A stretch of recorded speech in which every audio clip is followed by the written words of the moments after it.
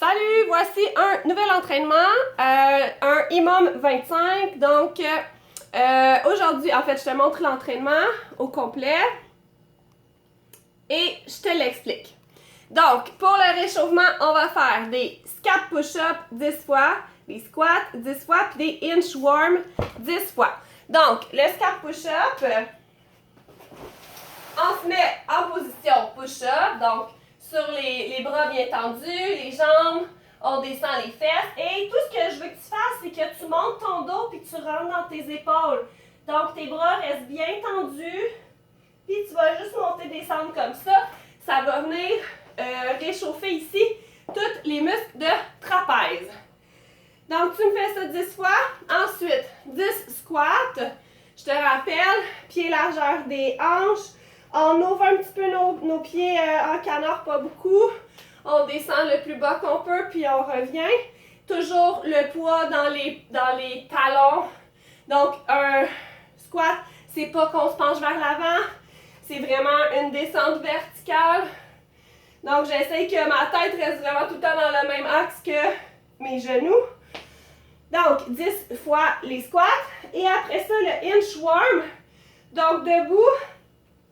Je descends mes mains par terre, je vais marcher jusqu'à rechercher la position push-up et je reviens au complet debout et je repars. Et voilà. Donc, encore 10 fois. Fait que ces trois mouvements-là, tu les fais 10 fois chacun et tu fais 3 fois le petit parcours des trois mouvements. Donc, 10 scap push-up, 10 squats, 10 inchworm. Tu me fais ça 10 fois chacun mouvement, 3 fois. Ensuite, quand ça c'est fait, gorgée d'eau. Et puis, on va commencer le EMOM. Donc, je te rappelle que le EMOM, ça te prend un chrono parce que c'est à toutes les minutes que tu changes de mouvement.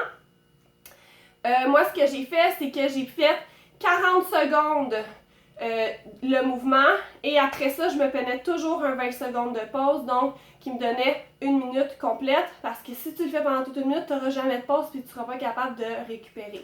Donc, moi, je te conseille vraiment 40 secondes, 20 secondes. C'est plus fatigant parce qu'il faut avoir la montre ou un chrono, mais honnêtement, ça travaille vraiment bien.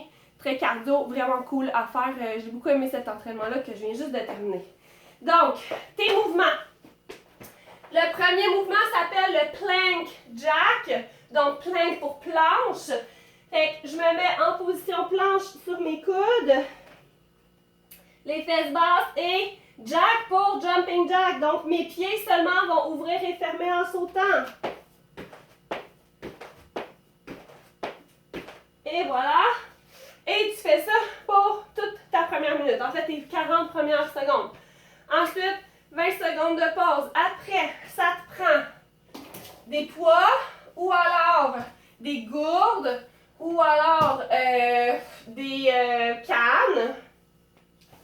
Donc, ça peut être des cannes de conserve. Ça peut être des cannes de vinaigre, bidon de lave-vitre, quoi que ce soit. Donc, je veux, pour le devil press, push-up, je remonte et je swing mes poids dans les airs. Je redescends, push-up. Donc, ça ressemble à un burpees, mais avec des poids. C'est moins cardio, c'est plus musculaire. Donc, tu me fais ça pendant toute la deuxième minute. Donc, un bon 40 secondes. Après ça, un 20 secondes de pause. Ensuite, les sumo deadlift. Prends ton sac à dos, remplis-le de trucs lourds. Et pour le sumo deadlift, on va avoir les jambes très larges avec les pieds ouverts en canard. Je vais prendre mon sac à bout de bras et je lève. Donc, l'important, c'est que mes fesses doivent vraiment aller vers l'arrière. Les genoux peuvent plier un peu. Mais c'est principalement mon dos qui force. Donc, je vous montre sur le côté. Donc, jambes larges. Je descends les fesses vers derrière et je remonte comme ça. Donc, si tu remarques, jamais mes bras vont plier. Donc, ça c'est pour ta 3e minute, le sumo deadlift. Ensuite, ground to overhead. Tu peux prendre ton sac à dos. Moi, il était trop lourd, puis j'ai pas aimé ça parce qu'il était mou. J'avais peur qu'il tombe sur ma tête. Fait que j'ai pris mes poids.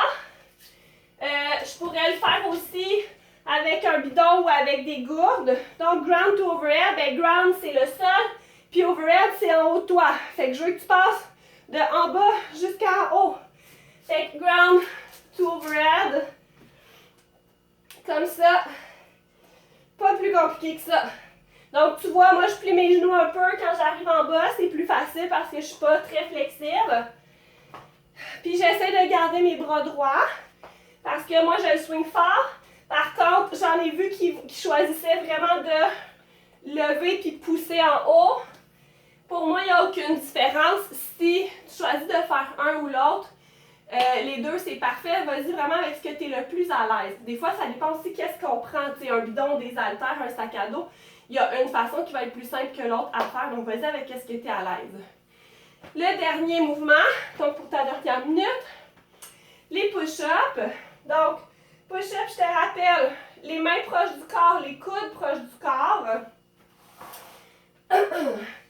Tu choisis de les faire sur les genoux ou sur les pieds, il n'y a aucun problème. Donc, ton push-up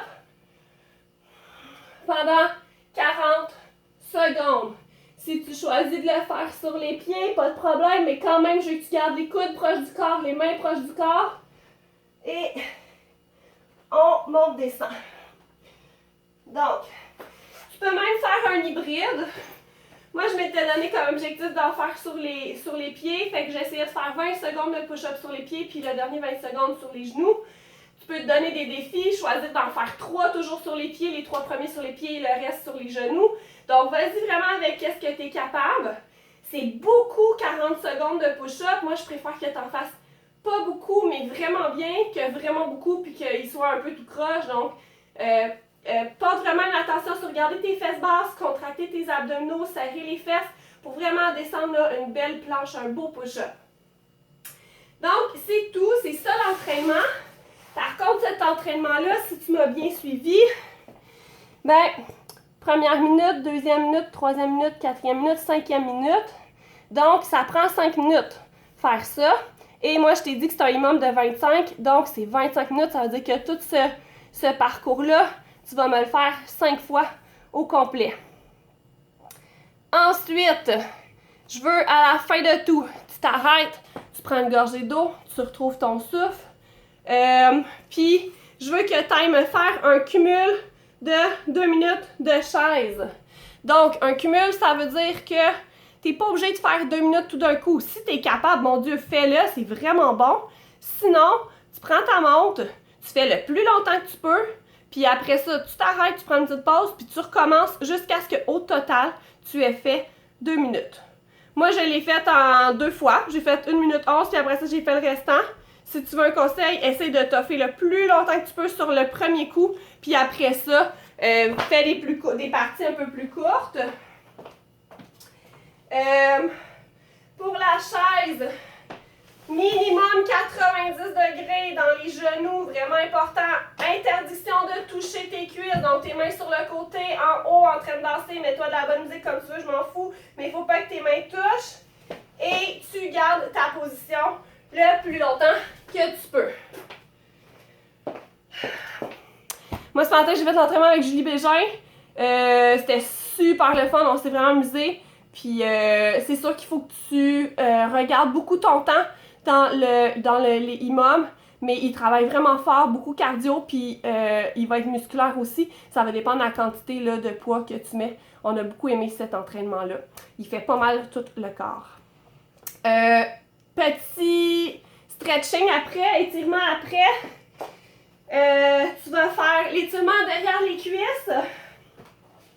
Donc, les jambes ouvertes, je replie une des jambes, le talon pointé vers le haut, je tourne mon corps et je vais essayer soit de toucher mon orteil, si tu es moins flexible, ton genou ou ton tibia, on vient descendre pour que ça tire derrière la cuisse. On fait les deux côtés. Ensuite, On va venir étirer les trapèzes. Donc, je prends mon poignet en arrière de mon dos et je vais juste venir pencher ma tête sur le côté pour venir étirer ici, là, dans le cou, les petits trapèzes. Et finalement, les pectoraux et l'épaule au mur. On essaie de tourner notre torse. Ça va venir étirer ici dans l'épaule puis un petit peu le pec. Donc, voilà pour l'entraînement d'aujourd'hui. J'espère que vous allez vous amuser. Salut!